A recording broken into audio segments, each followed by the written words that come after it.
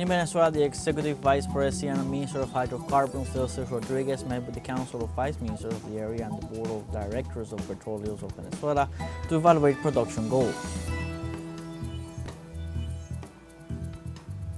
United States President Donald Trump ordered the dismissal of the head of labor statistics, Erika McDaniel, following the release of a report on the weak employment situation in the country. And in Palestine, the Gaza Information Office reported the looting of aid by Israel and warned about the famine affecting 2.4 million Palestinians, including 1.1 million children.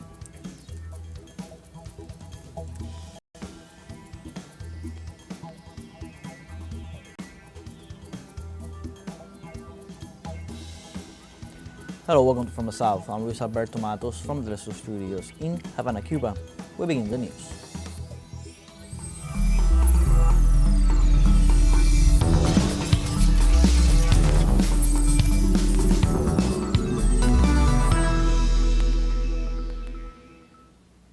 On Friday in Venezuela, the Executive Vice President and Minister of Hydrocarbons, teleSUR, met with the Council of Vice Ministers of the area and the Board of Directors of Petróleos de Venezuela to evaluate production goals. Within the framework of the Plan for Absolute Productive Independence, the conditions and perspectives of the hydrocarbons engine were analyzed. This plan, created in March, was the response to the ratification of the sanctions imposed by Washington against Caracas. On this matter, the consulting firm Oxford Economics has hastened to ratify some of its forecasts for the country, spurring that the return of Chevron will give a boost to national currency and the oil production. The government also determined that with effort and joint strategies with allied countries, its results will be increasingly positive.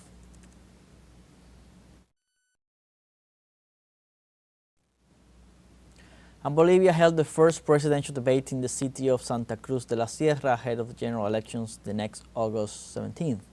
The event, named Bolivia Votes, was structured around three thematic axes: democratic institutionality, environment, and institutional and social development. The presidential debate was organized by the plurinational electoral body, the Confederation of Private Business Owners of Bolivia, and the National Association of Journalists of Bolivia, with the participation of registered presidential candidates. The president of the Confederation of Private Business Owners highlighted the importance of the event for democratic strengthening.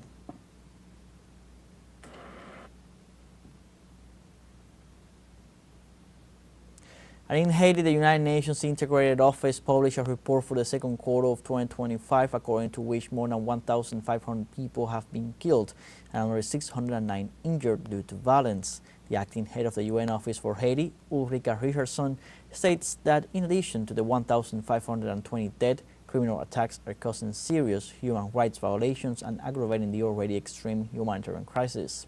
In addition to the dead and injured, the report confirms 628 victims of sexual violence and 185 kidnappings just for this period. It is important to highlight that the presence of the international contingent headed by Kenya has proven to date ineffective in curbing the activities of criminal groups.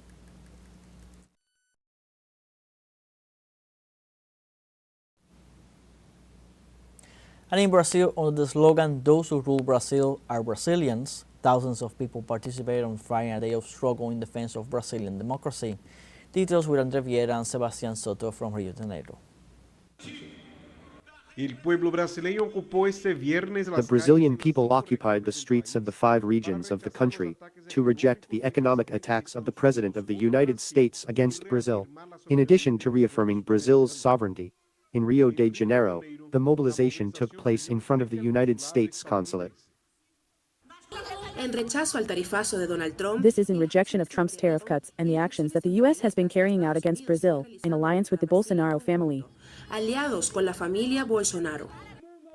Among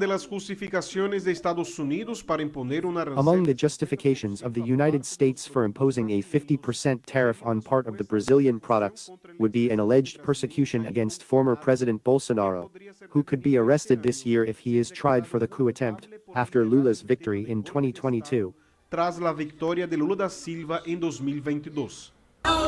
It is fundamental to be here to show that we will not wait for this imperialist war, for this authoritarian attitude of Trump to hurt our national sovereignty. Beyond showing the Brazilian flag, we are here to say that we want Bolsonaro to be stopped.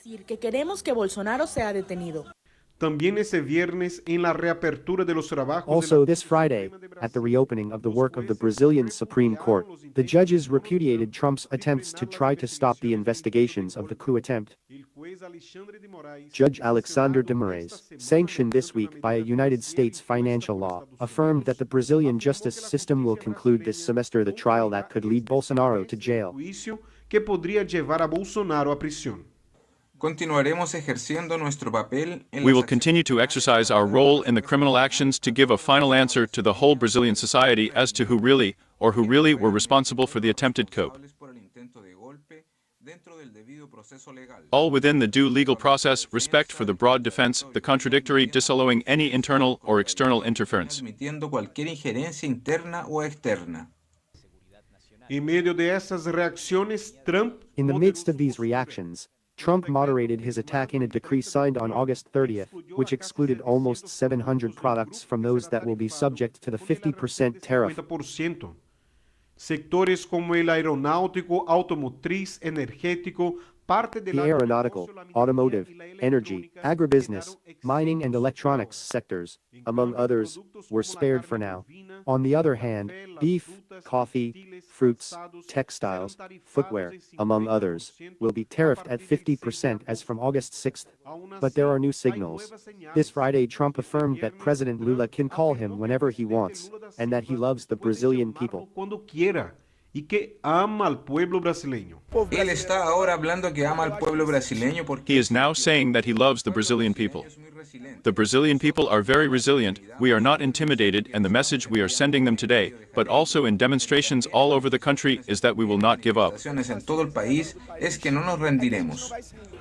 In addition to the extreme right calling for sanctions, there is a movement in Brazil, the unity of the Republican powers, and the people to reaffirm that it is the Brazilians who are in charge in Brazil. André Vieira y Sebastián Soto, teleSUR, Brasil. We have our first break coming up. Remember, you can join us on TikTok at teleSUR English. We'll find news in different formats, news updates, and much more. We'll be right back. Stay with us.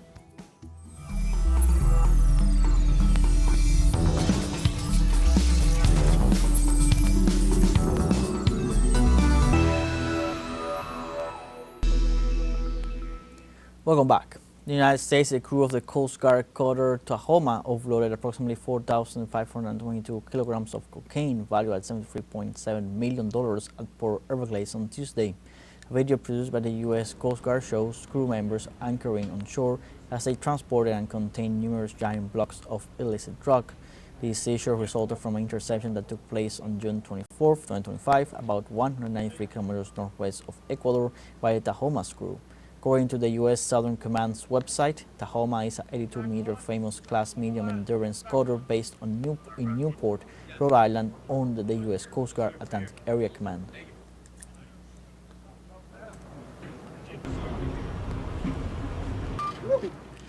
The President of the United States, Donald Trump, has ordered the dismissal of the head of labor statistics, Erica McTenfer, following the release of a report on the weak employment situation in the country. The Office of Labor Statistics revealed that during the month of July, the government only managed to create 73,000 jobs and not 100,000 as it had projected. In addition, other data shows that unemployment grew between May and June. In this context, these figures show a much weaker hiring pace compared to any quarter since the recession in the economy caused by the pandemic. The report contradicts the alleged victories of the administration led by President Donald Trump, showing the fall of financial markets and the slowdown in employment.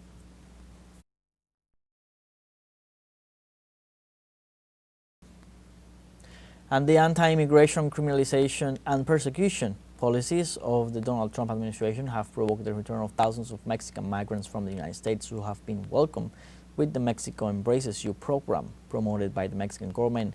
Antonio Aranda with the details in the following report. Con respeto y dignidad, miles de connacionales repatriados. With respect and dignity, thousands of Mexican nationals repatriated from the United States receive support from the federal government through the Mexico Embraces You program. Del 20 de enero a la fecha, más de 75,000. Since January 20th to date, more than 75,900 Mexican nationals who have been repatriated from the United States Reciben la oferta interinstitucional de la Estrategia México. They receive the interinstitutional offer of the Mexico Embraces You strategy to bring them closer to the different options that have been prepared for them to resume their lives in their native country. En el país natal. Acceso a empleos formales. Access to formal jobs, Social Security, and incorporation into social programs are part of the support provided by the Mexico Embraces You program. A más de 41,200 personas. More than 41,000 people were given a welfare card with 2,000 pesos. More than 50,000 people joined the Mexican Social Security Institute, and 4,935 people are currently working in formal employment. 4,935. El gobierno de México destacó que mantiene. The Mexican government emphasized that it maintains an installed capacity to attend to all repatriated nationals in border care centers. Los centros cuentan con la capacidad operativa The centers have the operational capacity to serve up to 25,000 of our nationals simultaneously with dignity and humanism. dignidad y humanismo. El objetivo es recibir y The objective is to receive and attend to the needs of our nationals, but also to guarantee and respect the exercise of their human rights. el ejercicio de sus derechos humanos. Ante la criminalización hacia los migrantes del In the face of the criminalization of migrants by the Donald Trump administration, the Mexico Embraces You program should be strengthened, according to this representative of the migrant community. Mexico Embraces You must have a strategy in the 32 states to communicate, to connect, to collaborate with different sectors. Let's remember that there are minors, let's also remember the professional sector, and we should also be talking about the social programs having these Mexicans who return as beneficiaries.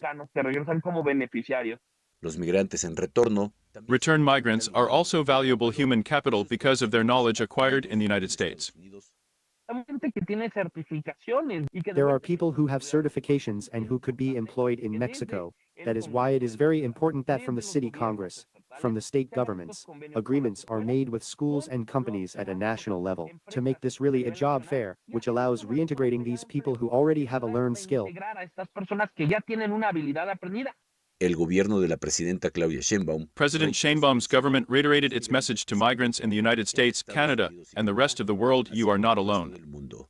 No están solos. Antonio Aranda, teleSUR, Ciudad de México.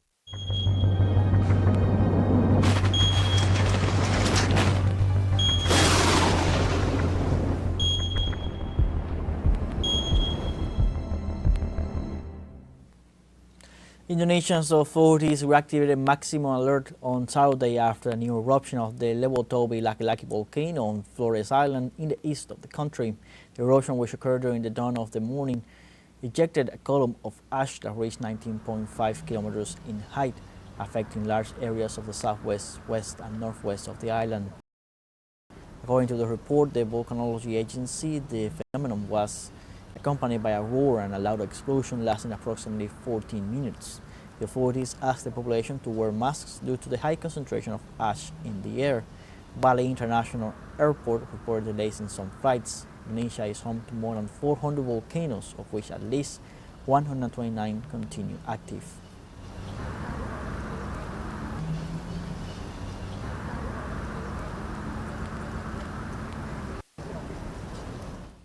And in Thailand, thousands of people rallied to demand the resignation of suspended Prime Minister Paetongtarn Shinawatra and to demonstrate their support for the armed forces in defense of national sovereignty.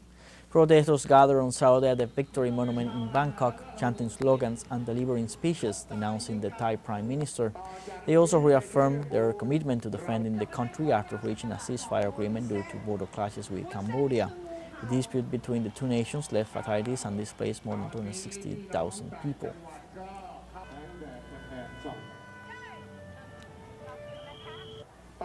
And we have a second short break coming up. Before we invite you to visit our Facebook page at teleSUR English, there you'll be able to watch our top stories, special live coverage, and much more. Follow our page and activate the notification button to stay up to date on the world's most recent events. We found a short break, don't go away.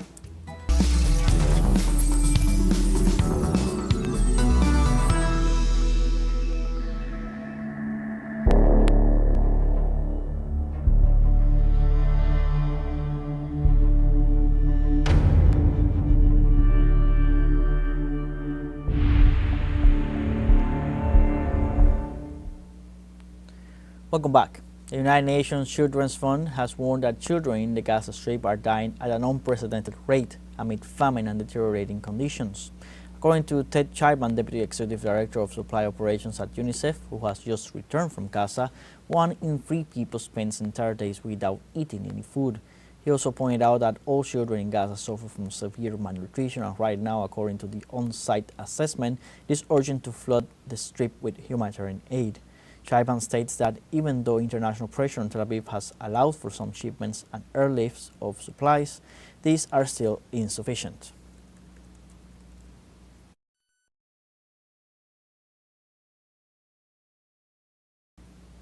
The Gaza Information Office reported the looting of aid by Israel and warned about the famine affecting 2.4 million Palestinians, including 1.1 million children. According to a report on Friday by the Gaza Tribal Assembly, Israel stole all the humanitarian aid that recently entered the Gaza Strip without benefiting the starving Gazan population. According to the assembly leaders, the aid did not benefit any of the residents, and they demanded from the U.S. envoy Steve Witkoff and international community to examine the tragic reality that Gaza is experiencing. On the other hand, the government media office in Gaza reported that 104 aid trucks entered the enclave on Thursday, but were looted under the supervision of the occupation. The agency pointed out that this practice aims to create more chaos and hunger to prevent the fair delivery of supplies.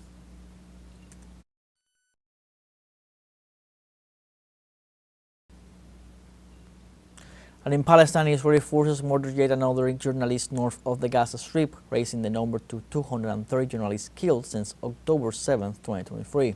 According to Palestinian news agencies, the reporter was found dead in her home after being attacked by the Zionist military. Meanwhile, the Palestinian Journalists Union accused Israel of carrying out massacres against the union in an attempt to hide the truth about its crime in the Gaza Strip. It also urged the world to take action to hold the perpetrators accountable, Israeli leaders, both political and military.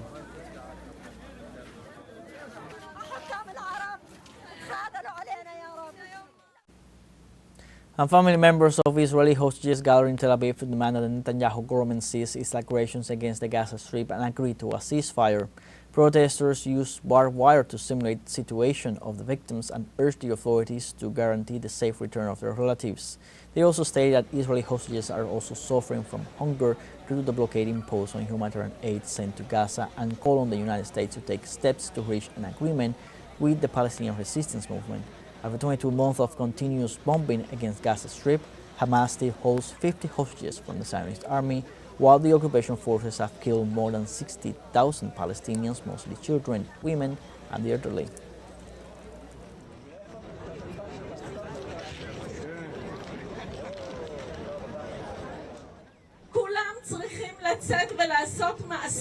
We must say this in the clearest terms. We have tried everything.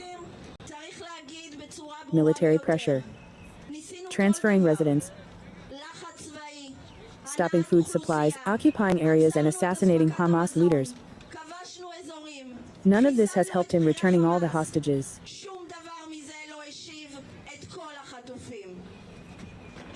The only thing we have not tried yet is a comprehensive agreement in exchange for ending the war. We're calling on the current Israeli government to stop stalling and to stop doing what it was meant to do since October 7th, 2023, to release all the hostages, to put an end to the war and do the right thing, and just do it now. And we're calling on the American administration to start pulling strings and that are already there in order to get this done. In other topics, the government of Pakistan welcomed Iranian President Masoud Pezeshkian as part of an official visit, seeking to strengthen bilateral relations amid recent tensions in the region. The Iranian leader was welcomed in Lahore with a welcoming ceremony reflecting the deep brotherhood between the countries. This is the first stop on his 2-day visit to Pakistan. Pezeshkian will also visit the mausoleum of poet and philosopher Muhammad Iqbal Lahori, a symbol of the Islamic revival. He will then travel to Islamabad to meet with Pakistani President Asif Ali Zardari and Prime Minister Shehbaz Sharif to evaluate trade cooperation with a view to expanding the alliance.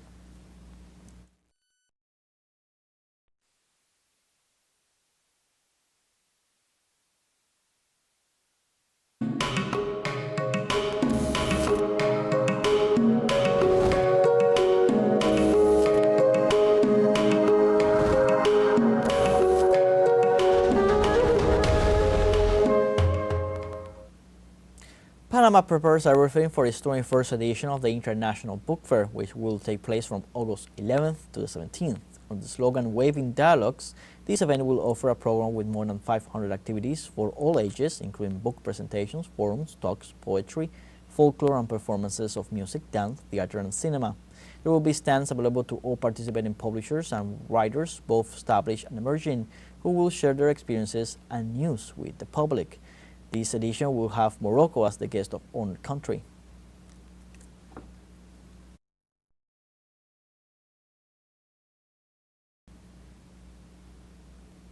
And Colombia dresses in colors with the Medellin Flower Fair 2025, an event that shows the most cultural side of the city.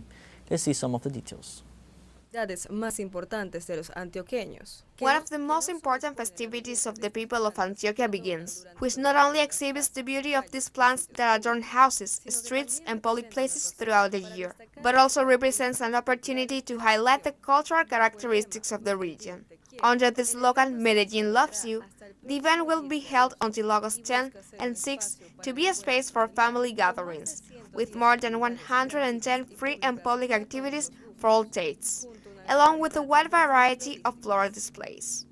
Como cada año, la Feria de las Flores de Medellín. As every year, the Medellin Flower Fair offers several internal events, among which artistic, musical, handicraft, and gastronomic presentations stand out, highlighting the Trova Festival, the Antique Corporate, and the traditional fondas. Also, more than 180 artisans and entrepreneurs from different regions of the country will gather in the city's botanical garden to show and offer their unique products that reflect the richness and diversity of their traditions. This is a very beautiful and very nice tradition. This tradition goes from generation to generation, and then you get more love for the tradition and the parade. Junto a la gran y colorida muestra de flores. Along with the large and colorful display of flowers, this cultural event will also offer, during the 10 days it lasts, other activities for the learning and knowledge of the attendees. Thus, there will be lectures, courses, and practical workshops where people can learn more about the world of plants, their characteristics, benefits for the planet, and their conservation. Muestra de música popular bailable. Popular dance music samples, children's horseback riding with stick horses, and a watercolor flower workshop are other proposals available for the family. While one of the main events of the Medellin Flower Fair will be the Parade of the Silleteros, a wooden structure with handles used to carry large amounts of flowers, which this year is expected to bring together more than 530 silleteros parading through the streets of the town, exhibiting their fascinating works and highlighting the cultural identity of Medellin. Y resaltando la identidad cultural medellinense. Like this, we have come to the end of this news brief. You can find these and many other stories on our website at telesurenglish.net. So join us on social media, Facebook, X, Instagram, Telegram, and TikTok. For Telesur English, I'm Luis Alberto Matos. Thanks for watching.